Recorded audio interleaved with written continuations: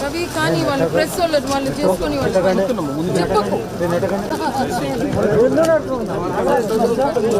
అందరు ఒకరి తర్వాత ఒకరు అక్కడ అఫీషియల్స్ అయినాక నేను అందరినీ చక్కగా నిలబడితే కనిపిస్తుంది.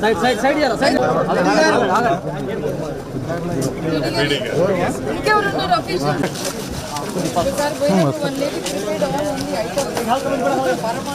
నడు మా పోతాను పని నడితే నేను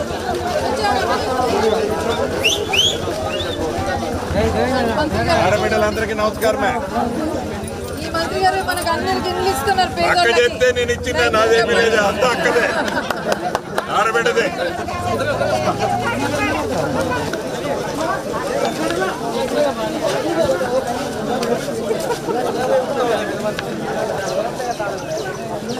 మంత్రి గారు వచ్చి మరి నీకోసం లేట్ కాదు, కారణం ఎక్కడ వస్తుంది?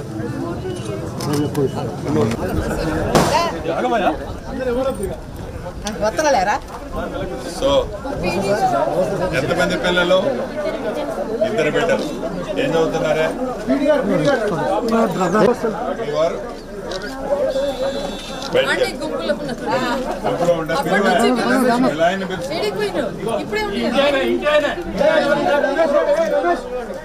రమేష్ వచ్చిందా?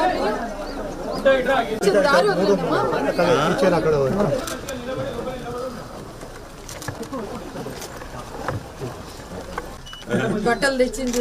తొందర పూర్తి చేసుకో. ఎంత వచ్చిందప్పుడు నీ డబ్బులు? మళ్ళీ 1,00,000 వస్తుంది. అప్పుడు అప్లై చేశారా? ప్రతి సోమవారం నాడు వస్తాయి. ప్రతి సోమవారం నాడు నీ డబ్బులు వస్తాయి. నువ్వు ఎంత తొందరగా కట్టుకుంటే మిగతాది ఏ దాపైనా అక్క మీకు ఇస్తుంది, నిజంగానే ఇస్తుంది. ధైర్యం చెప్పండి.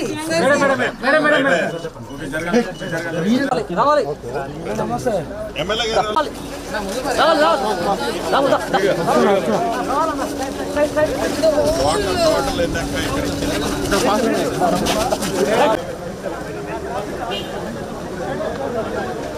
పెద్దోళ్ళు కదా, ఏది ఇబ్బంది ఉన్నా ఎప్పటిదప్పుడు మీకు డబ్బులు ఇస్తుంది అక్క.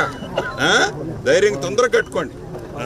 మంచిది కాదు. ఎన్ని సంవత్సరాల నుంచి నీకు ఇల్లు కావాలని అడుగుతున్నావు? 10 ఏళ్ళు దాటిందా? ఎంతమంది పిల్లలు అక్క? అవ్వా నీకు 7 ఉన్నాడా? ఏం చదువుతున్నారు? ఏం చదువుతున్నారు వాళ్ళు? ఏం చదువుకుంటున్నారు?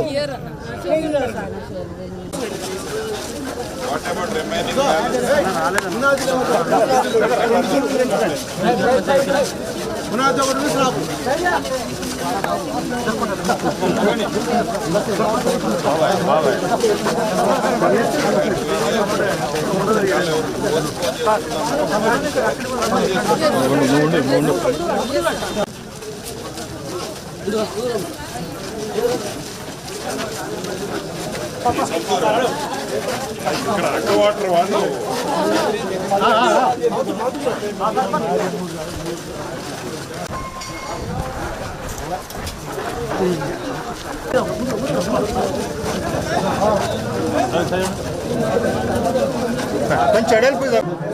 ఏం చదువుతున్నారు? ఇది కూడా పడ్డదా? 4 లక్షలు వచ్చినాయా? 1 లక్ష కావాలి. నీ కోఆపరేషన్ తర్వాత పంపిస్తాను 1,00,000. ఓకేనా? అక్క పంపించింది లేదమ్మా?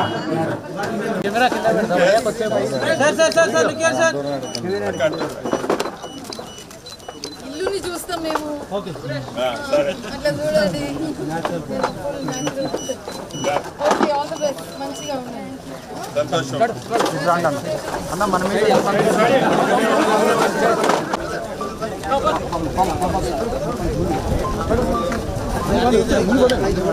ఊరికి మన పొంగులేటి అన్న శ్రీనివాస్ రెడ్డి గారు, హౌసింగ్ మంత్రి గారు, మన ఊరికి రాష్ట్రంలోనే మొట్టమొదటిగా 146 ఇండ్లు ఉన్న వాళ్ళందరికీ, అర్హులందరికీ కూడా ఇండ్లు శాంక్షన్ చేస్తున్నారని వారికి మీ అందరి తరఫున, నా తరఫున ప్రత్యేక ధన్యవాదాలు తెలుపుతున్నాను.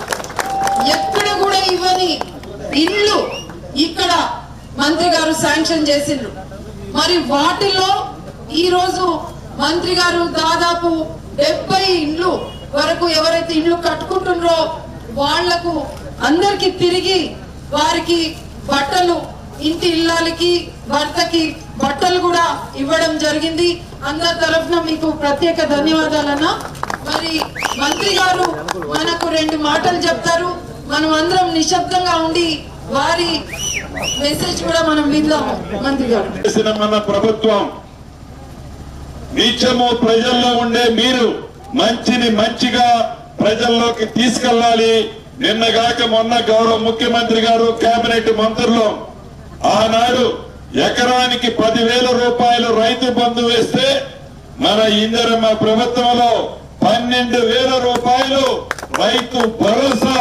ప్రతి ఎకరాకి ఎన్ని ఎకరాలున్నా పండించే రైతుకి పూర్తిగా రాబోయే 4-5 రోజుల్లోనే మీ ఖాతాల్లోకి జమ అవుతాయని కూడా ఈ వేదిక ద్వారా మీకు తెలియజేస్తూ ఇన్ని మంచి కార్యక్రమాలు చేసిన మన ప్రభుత్వాన్ని గౌరవ పద్మక్కని గాని నన్ను కానీ ఉత్తమన్నను గాని రేవంత్ అన్న గాని మన ఇందిరమ్మ ప్రభుత్వంలో ఉన్న శాసనసభ్యులను ఆనాడు మీరు ఎలా అయితే గెలిపించారో రాబోయే ఏ ఎన్నికలు వచ్చినా మీ దీవెనలో ఆశీస్సులు ఇందిరమ్మ ప్రభుత్వానికి ఉండాలని మనస్ఫూర్తిగా కోరుతూ మరొక్కసారి మా పద్మక్క ఆడబిడ్డకి ఇక్కడికి హాజరైన నా కుటుంబ సభ్యులందరికీ పేరు పేరున అభినందనలు కృతజ్ఞతలు చెప్తూ జై కాంగ్రెస్.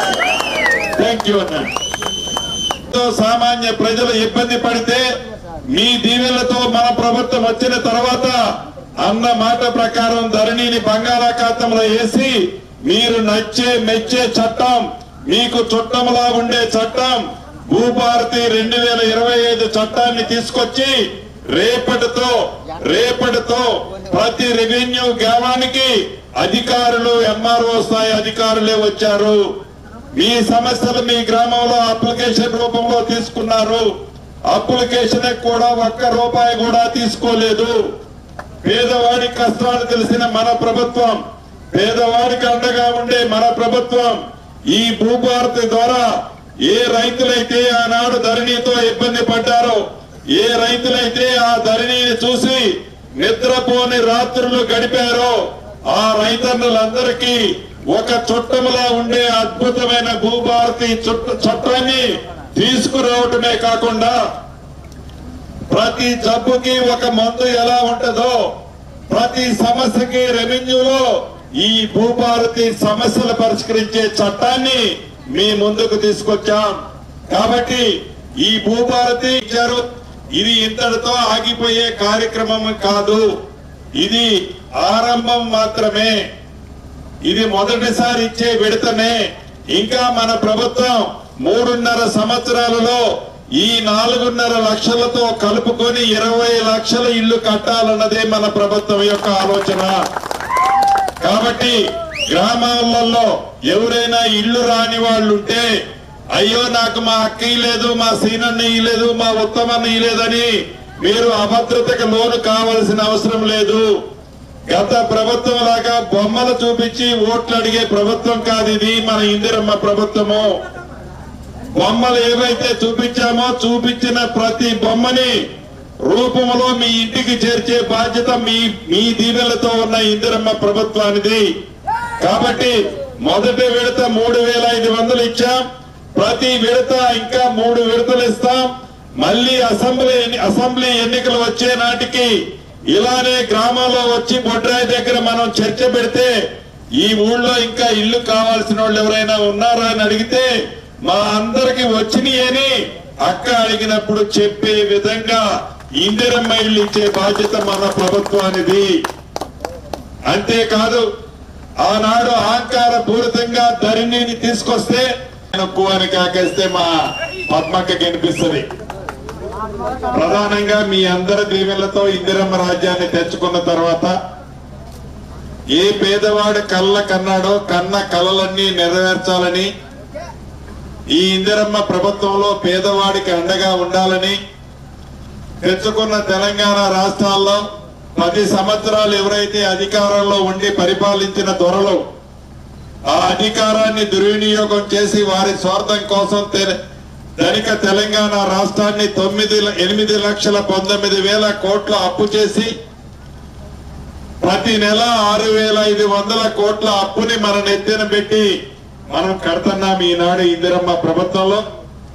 గడిచిన 10 సంవత్సరాల నుంచి ఇల్లు కావాలి, మాకు కార్డులు కావాలి, రేషన్ కార్డులు కావాలి, సన్న బియ్యం కావాలి, మా పిల్లలకి మంచి విద్య కావాలి, వైద్యం కావాలి అని అంటే ఆనాటి ప్రభుత్వం వీటిలో కూడా కమిషన్ రాదు కాబట్టి కమిషన్ వచ్చే కాళేశ్వరం లాంటి ప్రాజెక్టుల మీద అయితే డబ్బులు ఖర్చు పెడతాను కానీ పేదవాడికి ఉపయోగపడే దానికి ఖర్చు పెట్టనని ఆనాటి ప్రభుత్వాలు తలస్తే మీ దీవెనలతో మన ఇందిరమ్మ ప్రభుత్వం వచ్చి సంవత్సరంన్నర అయింది.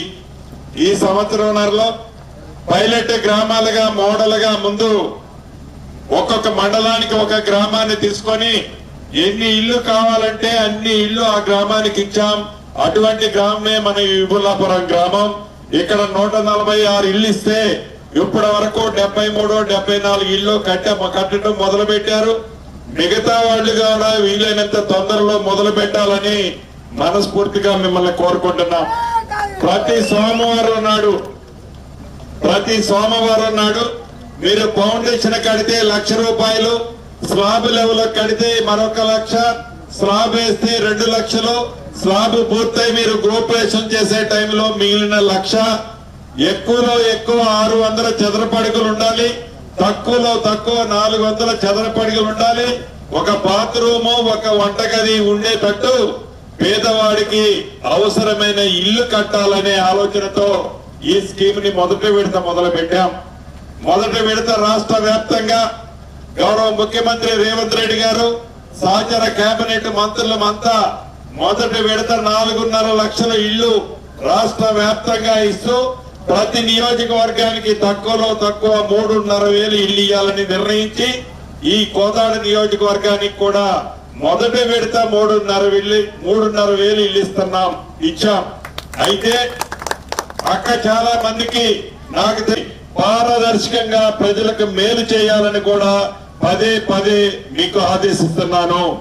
అంతేకాదు మీరు తెచ్చుకున్న మన ఇందిరమ్మ ప్రభుత్వంలో గత ప్రభుత్వం ఏవైతే మంచి సంక్షేమ కార్యక్రమాలు చేసిందో అప్పుల భారం మన మీద ఉన్న ఆ సంక్షేమ కార్యక్రమాలన్నీ చేస్తూ ఎన్నికల ముందు పద్మక్క, ఉత్తమన్న, నేను, మిగతా మంత్రులు, ముఖ్యమంత్రి గారు చెప్పినట్లు అనేక వాగ్దానాలు చేశాం. చేసిన వాగ్దానాల్లో చాలా వరకు ఇచ్చాం, ఇంకా ఇవ్వాల్సినవి ఉన్నాయి. తప్పకుండా అవి కూడా ఇచ్చి తీరుతాం. రాష్ట్ర ఆర్థిక పరిస్థితి ఇప్పుడిప్పుడే బాగుపడుతుంది, గాడిలో పడ్డది. మీకు ఇచ్చిన మాట ప్రకారం 200 యూనిట్లు ఉచిత కరెంటు కానీ, 500 రూపాయలకి గ్యాస్ మద్దు కానీ, పేదవాడికి జబ్బు చేస్తే 10 లక్షల రూపాయల వరకు రాజు ఆరోగ్యశ్రీ కార్యక్రమం ద్వారా మెరుగైన వైద్యం కానీ, మొన్న ఉగాదినిచ్చిన సన్న బియ్యం కానీ, ఇప్పుడు ఇచ్చిన ఇందిరమ్మ ఇల్లు కానీ, భూభారత్ కానీ, రైతన్నలకి సన్న వడ్లకి మద్దతు ధరతో పాటు క్వింటాలకి 500 రూపాయలు కానీ, పేదవాడి పిల్లోడు హాస్టల్లో చదివితే మంచి పువ్వ పెట్టడం కోసం 40% డైట్ ఛార్జీలు పెంచింది. కానీ పేదవాడి కూతురు హాస్టల్లో చదివితే కాస్మెటిక్ ఛార్జీలు గత ప్రభుత్వం ఇచ్చిన దానికంటే 200% పెంచింది. కానీ పేదవాడి పిల్లలకు మంచి చదువు కోసం ఇంటిగ్రేటెడ్ ఇంటర్నేషనల్ స్కూల్స్ ప్రతి నియోజకవర్గానికి 200 కోట్లతో చేపట్టే కార్యక్రమం కానీ, ఆనాడు కమిషన్లు తీసుకొని అనేక ఇరిగేషన్ ప్రాజెక్టులు మొదలుపెట్టి వదిలేస్తే గౌరవ మంత్రివర్యులు ఉత్తమన్న నిత్యము దాన్ని పర్యవేక్షిస్తూ ఆ ప్రాజెక్టులన్నీ పూర్తి చేసే తపన కానీ, పేదవాడికి 10 సంవత్సరాలలో రేషన్ కార్డు ఇవ్వటం కానీ, కొత్త పేరు ఎక్కియడం కానీ జరగలే. గడిచిన నెల రోజుల నుంచి కొత్త పేరు ఎక్కించడంతో పాటు రేషన్ కార్డు ఇస్తున్న ప్రభుత్వం మీ దీవెనలతో వచ్చిన ఇందిరమ్మ ప్రభుత్వం. ఈ భూభారతితో రాబోయే ఆగస్టు 15వ తారీఖు నాటికి మీకేవైతే సమస్యలు భూముల్లో ఉన్నాయో అది గౌరవ కలెక్టర్ గారు కానీ, గౌరవ ఆర్డీఓలు కానీ, అడిషనల్ కలెక్టర్లు కానీ, ఎంఆర్ఓ